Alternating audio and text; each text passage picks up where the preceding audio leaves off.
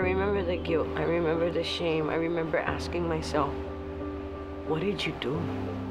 How did it come to this? 2 weeks after giving birth to my youngest son, they accepted me into a drug treatment program.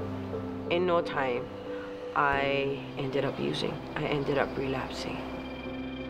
I used for about 1 year, and here I am back in my disease, pregnant with my 5th child, like I never learned not to. The day I came back into the program, they greeted me with open arms.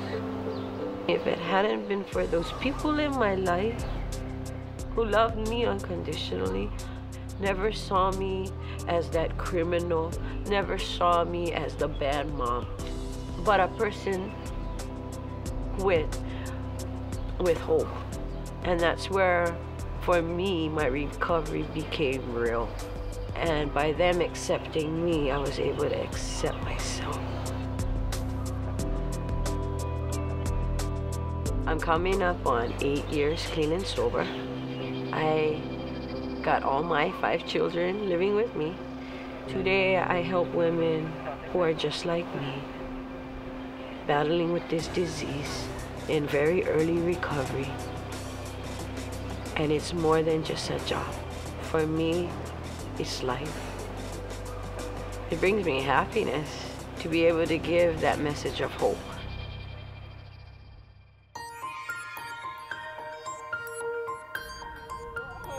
We now know that the first 5 years of any child's life is the most crucial, because this first 5 years, whatever they learn, whatever they soak in, it will shape their lives even when they're adults.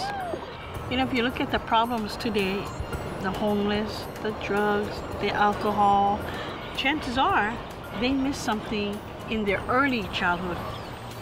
We needed this service because we needed to be educated on how to be better parents. It allowed us to have the type of support and information that we didn't have.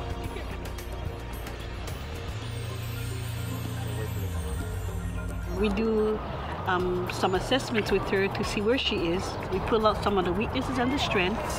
And the tools we use are problem-solving activities, lacing, building blocks. It's hands-on, it's one-on-one, and it brings the family actually comes together. Well, it makes me feel good knowing that what I'm doing is okay. Kaleo helped us to raise a healthier, happier, more secure, more loving child.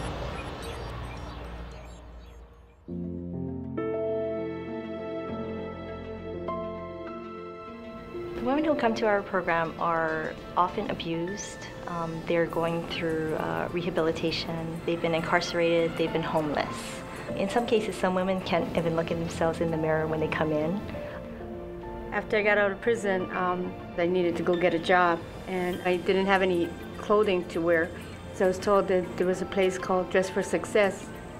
Our goal when a woman comes in for a suiting is really more than just the clothing. It's to provide them with a sense that they are worthy, there's beauty in them, and to have them go out into the world and show that true beauty. I just remembered her as a bright spirit, someone who wanted something better for herself. I left her with a complete suit, everything that I needed for my first interview. I felt like, wow, you know, I felt like a professional. We provide not only an interview outfit in helping a woman find a job, but beyond that, helping them towards self-sufficiency and independence and helping them empower themselves.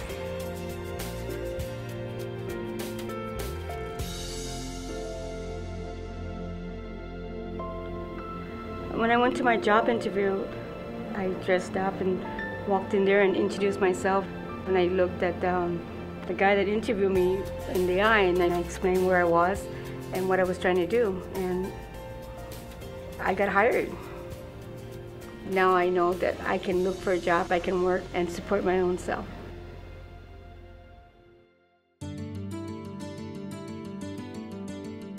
I don't want to go in a home. I'm too independent. And I didn't have anybody take care of me, and my neighbor called and told them of my situation, and they sent over all these people from different agencies to help me. So since then, I have gotten the help I need. And Eileen is a wonderful example of women who live on their own and utilizes the services that are available out there. So things like time out for the caregiver, so the caregiver can go to the store and not be worried about grandma being home by herself. Transportation to doctors or grocery shopping.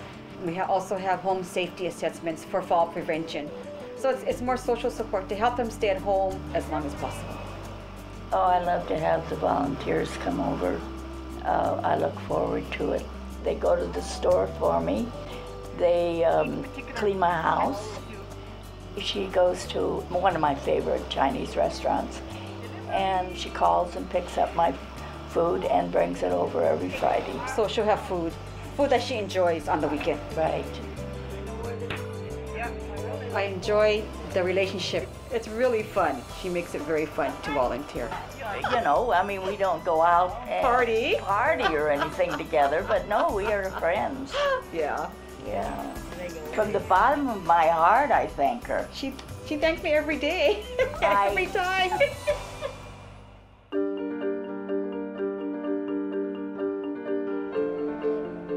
I used to look down on the homeless until I became actually homeless myself.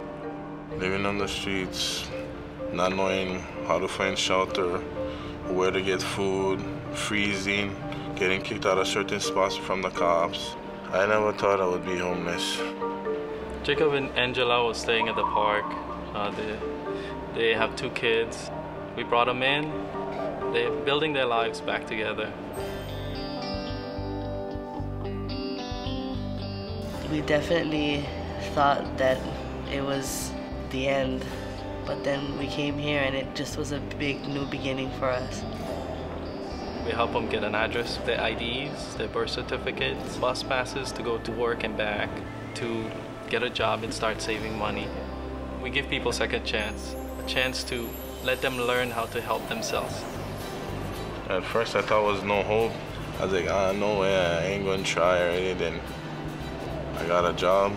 From nothing to job to getting out of here, we're on our way. I think people should give to Aloha United Way because it works. It helps people get off the street and get back on their feet. To me, it's really important to give because you're the one that they're looking to for help, and that's their sunshine after a rainy day, and you're it.